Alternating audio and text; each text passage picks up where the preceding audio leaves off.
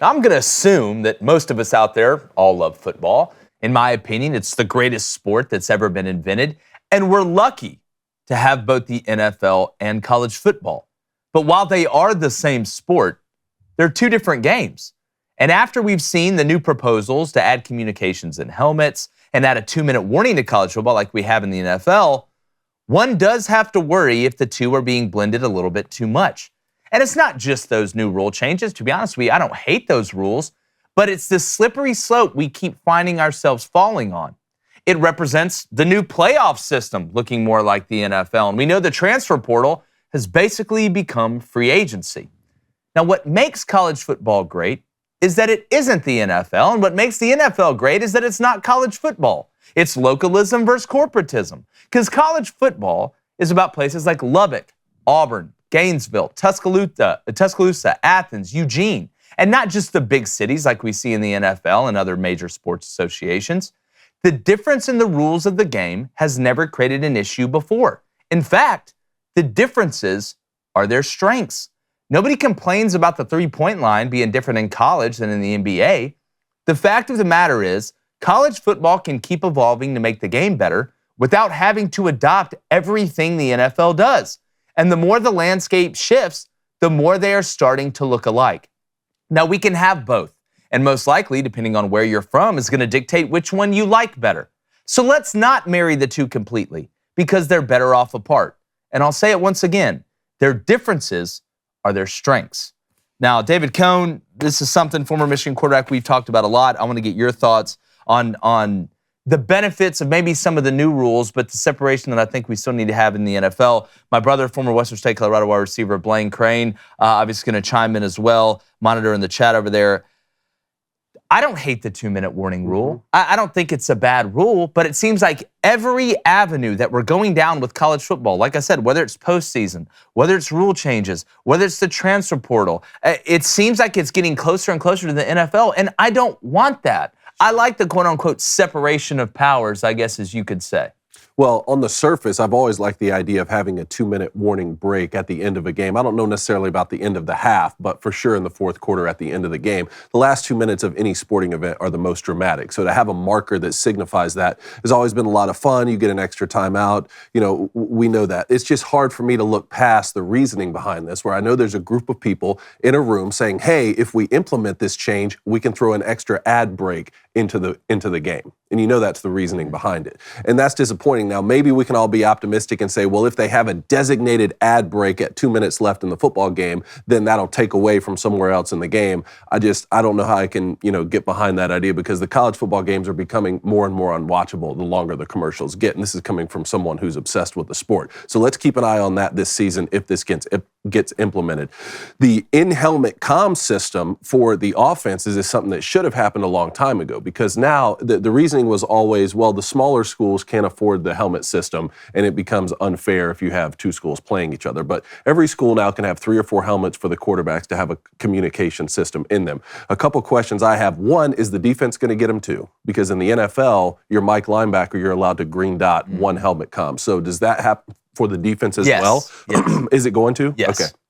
And the second thing is, how will this affect the check with me offensive systems moving forward? Because in the NFL, you only get a certain amount of time to send in the play, and then the comm system is shut down. Coaches can't just talk to the quarterback for the entirety of the game, right? So I can't remember, it's like 15 seconds left on the play clock, something like that. Well, if you're getting to the line, you're doing a dummy cadence. A lot of the problems we've gotten in is teams want to look over to the sideline and get the play after they see a defense's hand. Or is the comm system still going to be on for that? Or is the offensive coaches still going to have to signal in what play they want after they use a dummy cadence? I'm interested in that. Well, this is something we talked about last year, too, because this was being talked about last year. What I try to explain to people is, look, the comm system for the quarterbacks, number one, is everybody going to huddle again? Because to tell the wide receivers what's going on, you're going to need to huddle. Yep. Like, they can't hear what's going on in that helmet. So it's not going to, and Kirby Smart talked about this the other day, it's not going to eliminate signaling. And when you go up tempo or go fast, if you're a team like Tennessee, I mean, you're probably going to operate the way that you've operated regardless. Yep. Where I think it helps you is when you are trying to slow down and do things like that. Maybe you're trying to sit on the lead. Maybe you play like Michigan does. Is it going to bring huddling back? Blaine, when it comes to the communication in the helmet, You get a guy on defense, typically it's the mic. You get a guy on offense, obviously it's the quarterback. When you look at that and the 2-minute warning, and I don't think the 2-minute warning and the comm system is nearly as detrimental as what's going on with the transfer portal. Hell, you can play as long in college now as guys who had Hall of Fame NFL careers. I think that in the transfer portal is way more dangerous to college football, in my opinion. Then what? Than a 2-minute warning. Well, I mean, yeah, but I do think, like, why wouldn't you try to make college game as much like the NFL as possible? Like, why would you not do that? You're not trying to prepare these kids for the NFL. Obviously, there's going to be difference. There's no more regionality in college football. I mean, college football has already been the minor league for the NFL. So why not have 2-minute warning? Why not get these guys prepared as much as possible so they're walking into the NFL knowing what they need to do in certain situations? Well, why would you not do that? Even with the basketball thing, I think the three-pointers should match the NBA. Like, you got to get these guys ready. I just don't understand why we have a bunch of different set rules for guys in college. Then you walk into the NFL and it's completely different. Well, it's to me, I think what makes the sports different is what makes them stronger. I don't want college football to be the NFL. If that was the case, I'll just watch the damn NFL. Like, I don't think it affects. Look, you've seen guys transition. Now guys are playing quicker than ever. Sure didn't affect C.J. Stroud, right? Sure didn't affect all these guys that we see go to the NBA. So I don't think it has to marry it. I don't think it should be exactly the same rules, right? I think we have problems in the NFL, like the way the overtimes are always changing. That's different than it is in college football. I'm fine with that. I don't think it should be exactly the same. I don't want to see college football just turn into, it already is a feeder system for the NFL, but I don't think it exactly has to match what we see in the NFL from a rule standpoint. Maybe it'll make it easier for the players to transition a little bit, but that's not the point. I don't think. And I want to know what the college football fans out there think. I don't think a majority of college football fans want it to be exactly like the NFL. I think a majority of college football fans really just want y'all to leave this thing the hell alone because you've already really changed everything. Regionality, I'm not worried about. You look at the playoff system, it's going to be interesting. I'm going to watch. I think it's going to be good, even though it's going to be too many teams already deciding to go to a 14-team playoff, it seems like. But I don't see the necessity to do that. What would be the reasoning to do that? Just to prepare the players better for the NFL? It's not affecting them now. I don't feel like we have to go reach for that. Well, 99% of players from college aren't going to play in the NFL, right? So you're talking about prepping 1% of guys. So the reasoning for that aspect, I can't get behind that as much. But to make it easier on the fans, I like that reasoning a little bit more. I mean, just think about a couple of the obvious ones, like a catch being 1 foot inbounds versus 2 foot inbounds. It makes it easier on people trying to follow football if you don't have to say, oh, no, that's the college rule or that's the NFL rule. Or one that's a little bit more technical, when a play is a touchback on a punt. Is it when the ball crosses the goal line or is it when someone's foot's down in the goal line? Like, it's different between college and the NFL. Some of those things I think would make it easier on the viewers if those little nuances were similar. I just don't know. I just don't understand why there needs to be. Well, a receiver can only get 1 foot in college and being in 2 feet in the NFL. Well, it's. I mean, what is the point of that? Well, it's just how it's been. Again, it's a next level. It's the next level. It's the same reason you don't play on 300-foot fields when you're 8 years old in baseball. It's the next level. It's the evolution of the game to the highest level. So what now? DBs can't touch wide receivers for the first 5 yards off the line of scrimmage? I don't want to watch that.